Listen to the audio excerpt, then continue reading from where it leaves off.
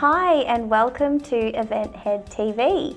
Today I have the amazing Suzanne Chadwick with me, and Suzanne is the founder and owner of the Connection Exchange, and she is a business and brand mentor and consultant for fun, feisty and fabulous women in business. And I'm so excited. Absolutely. Yeah.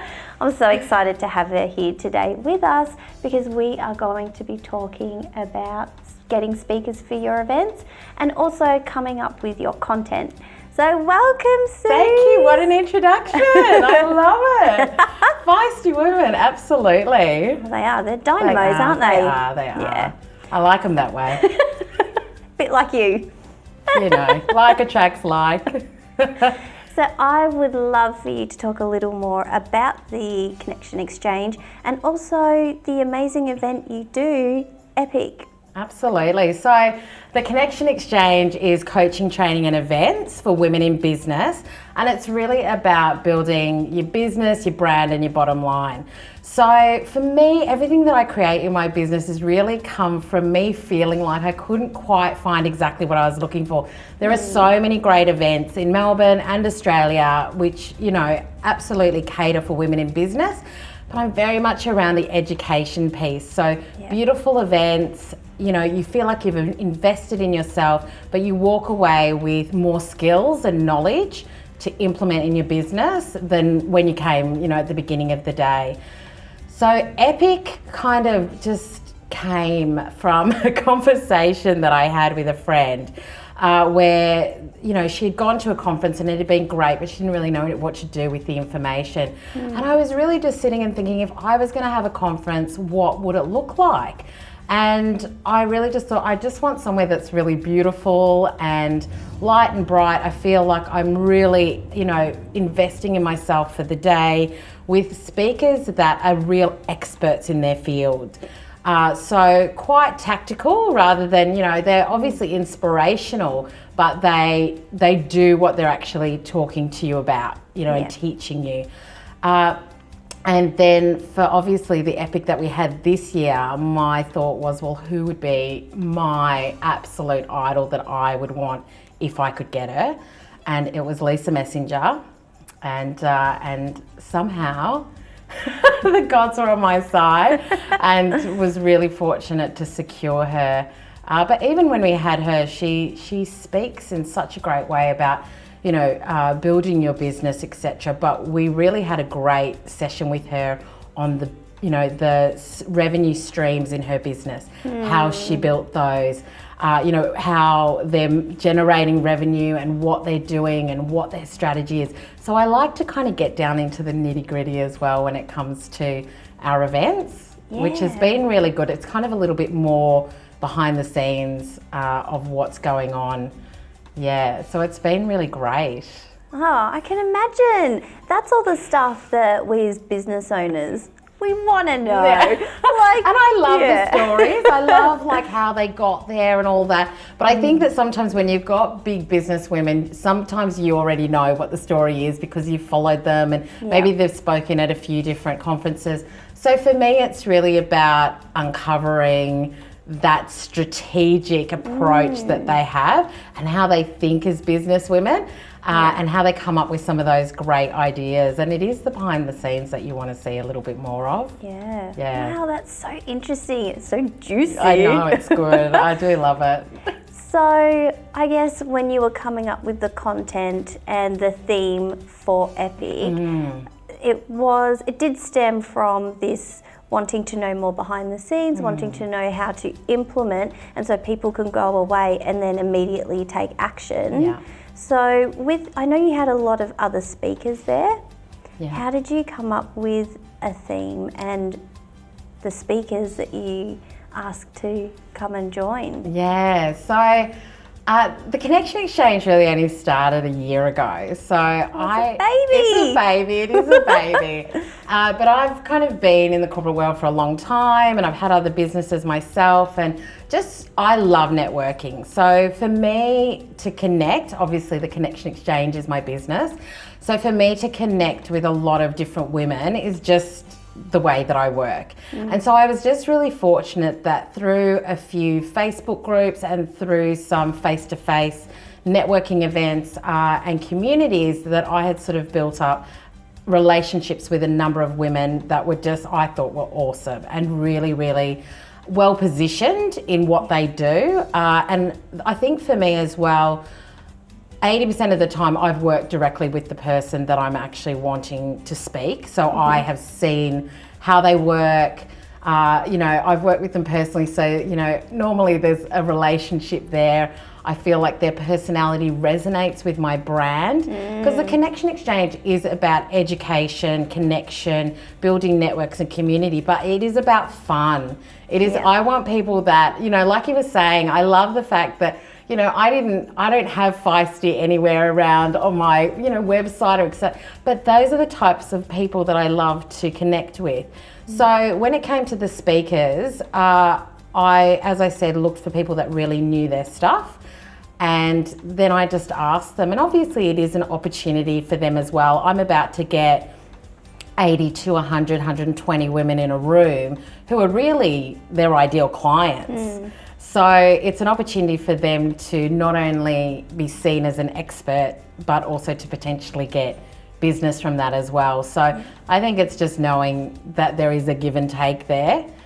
So I just asked them, and I was just so happy that all of them said yes, which was pretty amazing. How could anyone turn you down? Yeah, you just got to position it in the right way, don't you? So after they've said yes and you're planning the event, how do you work with your speakers to ensure that you both get the best possible outcome on the day for the attendees? Yeah, and I think that, and one of the questions that you did ask me before was how did I come up with the theme, which I didn't answer, but for me it was like, okay, so we're at the beginning of the year. Business planning is really key for any woman in business. And so I was just thinking, when it came to the theme, it was Epic Business Planning Summit. And so we had finance, SEO, social media, sales. So it was real experts talking about those particular things. And so when I spoke with my speakers and I explained to them the purpose of the event, who the audience is that they would be speaking to, and what I really wanted the outcome to be, I wanted them to be able to provide really actionable content. And they also provided that in written form. So there was a very comprehensive workbook that all attendees got as well. And so I just explained that I just really want you to think about what are 3-5 key things that if you were going to say to any woman in business, if you want to plan really well this year, this is what you need to be doing. They got that. They understood that. And there was obviously conversations all, in the run up to the actual event. And I saw the content beforehand and they would sort of call me and go, I'm kind of thinking this, what do you think? Which was great. So I think just having that dialogue is important so that you don't kind of get to the end and it's not exactly what you wanted. Yeah. Oh, that's amazing. And it's almost like a collaboration. I mean, you're running the event, but you're trusting that the speakers do know what they're talking about and that they will provide the most incredible inspiration on the day and actionables for people to go home with. I love that. Yeah, and I think, like I said, I've worked with, or I knew the speakers as well, so I know how good they are, which means that I'm a lot more confident on the day that they're going to deliver exactly what I want them to as well. Yeah, that's great. Hang on, that's a good tip. If you were going to hire speakers for your first event, it's so much more easier if you know who they are. And I guess a tip on that is that if you don't know the speaker very well, then I would really suggest sitting down and having a face-to-face conversation if possible, or Skype, etc., and then seeing maybe if you can get some references or around their speaking, because it all does reflect on your own brand. So it's really important to get it right. Yeah. Definitely. Such great advice there. And so how do you take care of your speakers on the day of the event and make them feel, loved up and excited to be there? And Well, as I said, like we do connect the whole way through. So I'm letting them know where we're at, what's happening, etc. And obviously on the day, you know, we make sure that they've got everything that they need, that they feel confident, that we run through their audio, what time slot, how long they've got, that we'll be doing Q&A. And I MC my own events because I am an MC and speaker myself. So I'm quite comfortable in that. But I just make sure that things really run to time as much as possible, because I think that's important for your speakers as well. They really need to understand what you need from them. And then we had flowers, and we were just really lucky that we had somebody in our community that had gifts. So they sponsored basically the speakers' gifts, and it was beautiful jewellery that the speakers were then given. So, you know, you obviously want to thank them and make sure that they feel very special. And I was actually really conscious and wanted to promote my speakers. And I said to them they were able to offer something at the end if they wanted to, very quickly.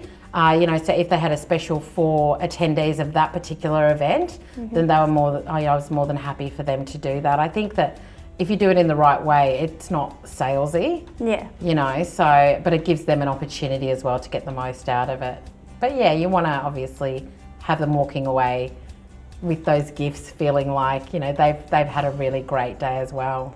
Yeah, absolutely. Yeah. And ensuring that it's not just your attendees who are fulfilled, but the whole event team and your speakers and everyone who's involved with bringing it to life. And I think that you're such a great example of that, and you're really good at doing that. Thank you. It was, and it was the first. So I just think the other thing I would say is, you know, I was very lucky. I had a fantastic events coach. Which was great, but I just think don't be scared of it. Yeah. Like I think that, you know, you've just kind of got to see what it is that you want to create. I think it's good to have great advice around you if possible, and then just kind of go for it as well. So, yeah.